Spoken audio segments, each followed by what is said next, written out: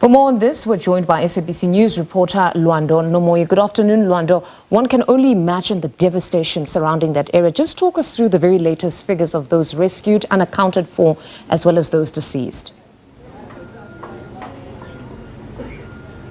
Well, thank you very much. We are still here at the scene. As you can see, it's still chilling scenes here.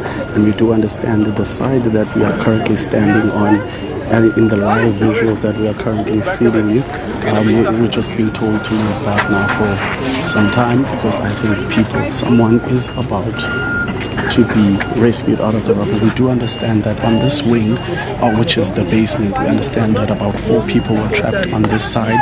However, 1 has been rescued, but the fire and rescue of George has confirmed that they are making contact with the 3 that is underneath this particular rubble.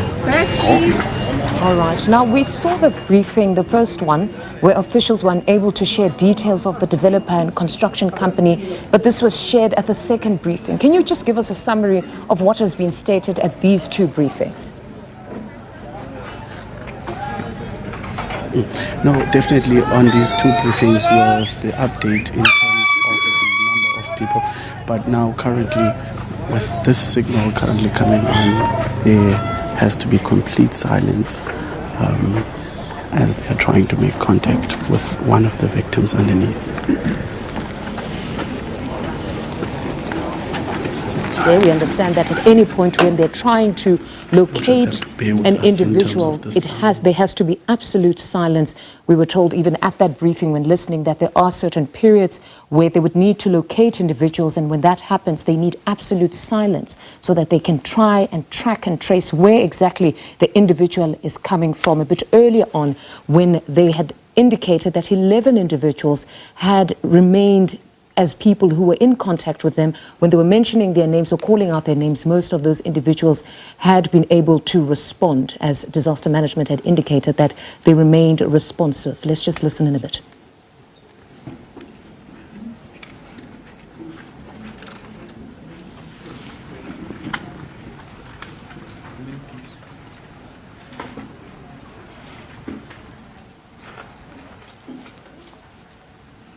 All right, that was our reporter there, Luando Nomoye, who's in George for us. As you can see, rescue operations continue, but we'll continue this conversation.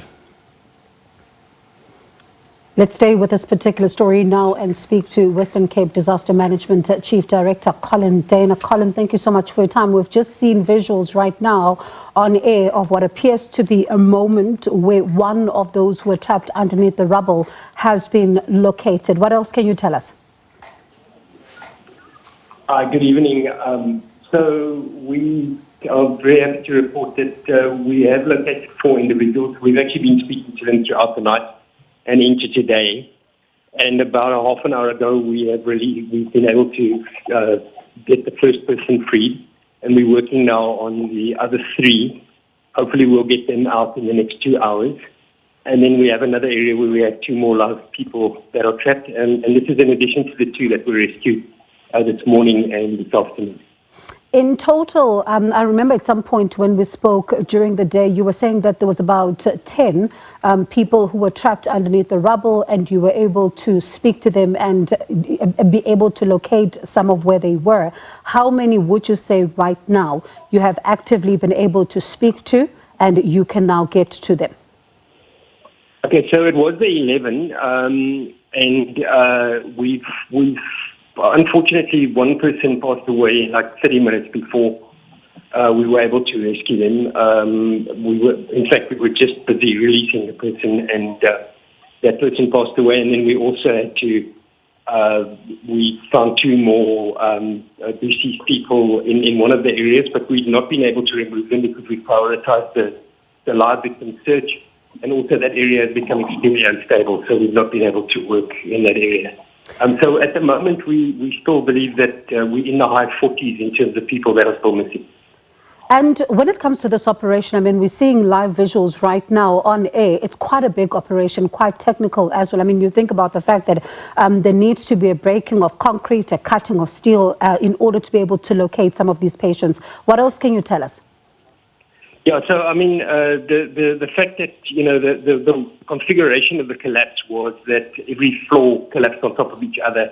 It's reinforced concrete, being a multi-story building. So that has really added to the problems. Working very close to the proximity of injured patients is very tough, and so those have really been the challenges.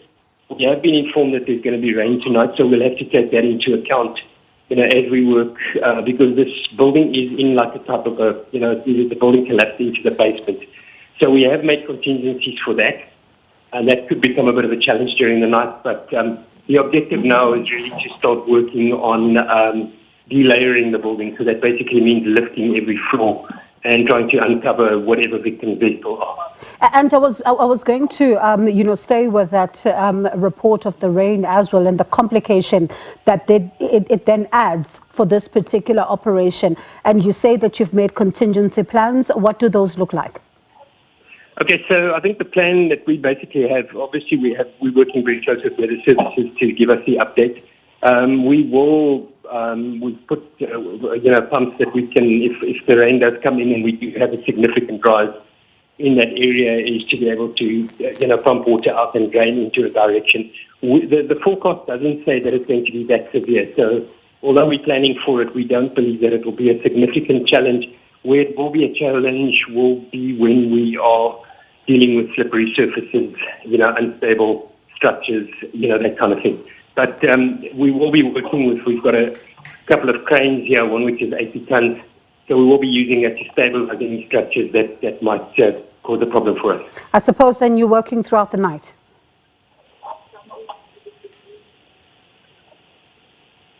Colin, are you still able to hear us? Yeah, the line is not good. Okay, let's try again. I'm sure, I hope you're able to hear me now. I was asking if you're going to then be able to work throughout the night. Yes, we'll work throughout the night until the rescue phase is over. So there's no way that we are going to stop. We are rotating crews. We're getting our teams get dressed. So we'll absolutely work through the night. If we have to withdraw, we'll withdraw for a short period and just reconfigure and get back into it.